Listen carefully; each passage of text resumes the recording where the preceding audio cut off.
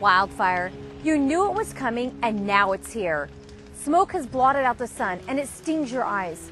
It's hard to breathe and you can't stop coughing. The air is so hot you feel like you're in an oven. There's a constant roaring noise and all around you embers and ash are falling. Are you prepared? Wildfire is now a year-round threat. As more homes are built in the wildland-urban interface, the threat to lives and property is increasing. This video will give you details of the Ready, Set, Go program. This wildfire action plan will help you get your home and property ready for the next wildfire.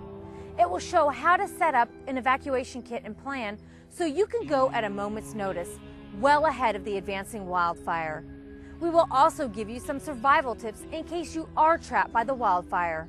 If you live near the wildland, you live in an ember zone.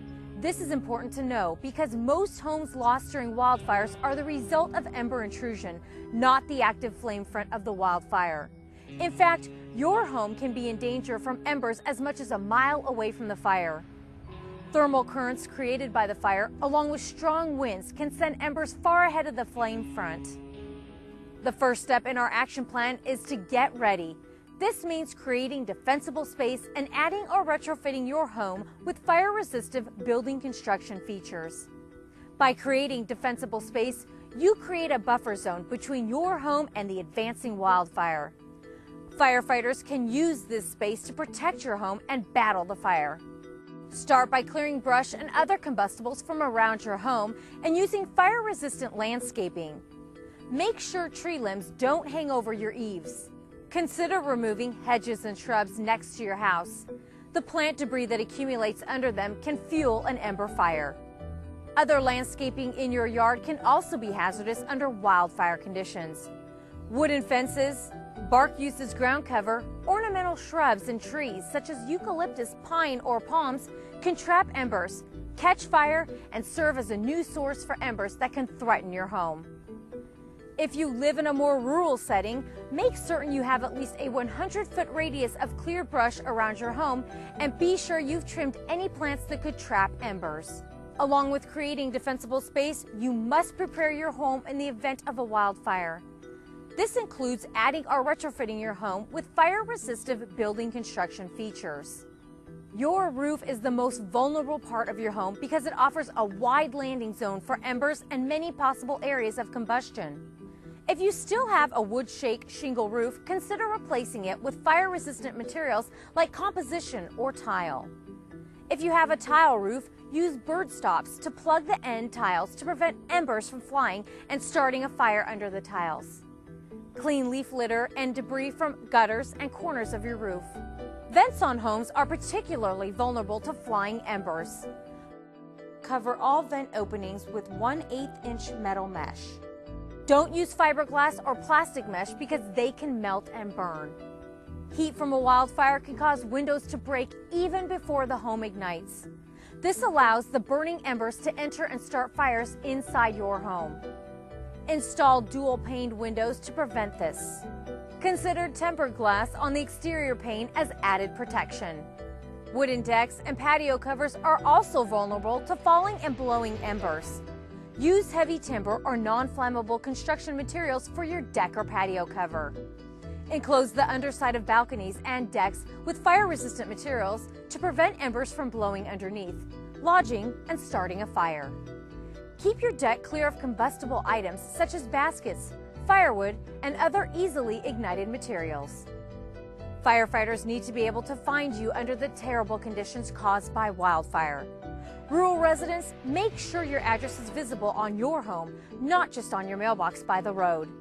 Be sure your driveway is wide enough to allow a large fire engine to get to your home. If you have your own water supply, like a tank or hydrant, make sure it is well marked so firefighters can find it. The next step in our action plan is to get set so you can leave early. Long before the fire, develop a wildfire action plan for you and your family. Designate meeting locations so everyone knows where to go in case of an evacuation.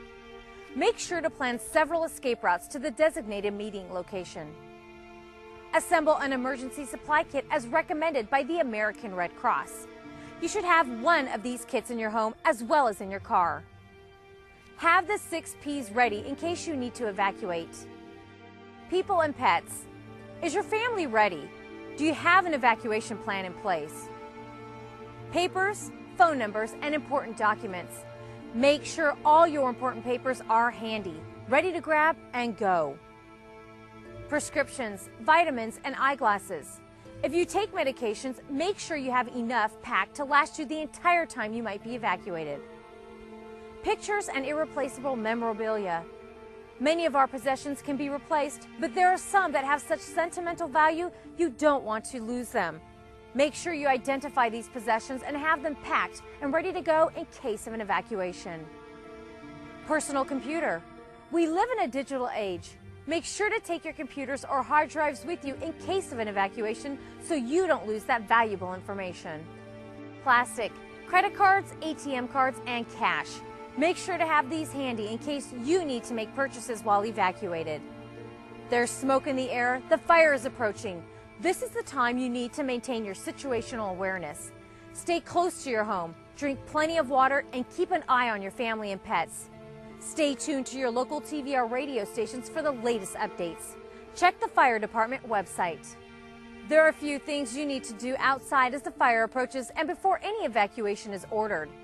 Gather up flammable items from your yard, such as patio furniture, children's toys, and trash cans. It's a good idea to seal attic and ground vents with pre-cut plywood or some other type of commercial seal.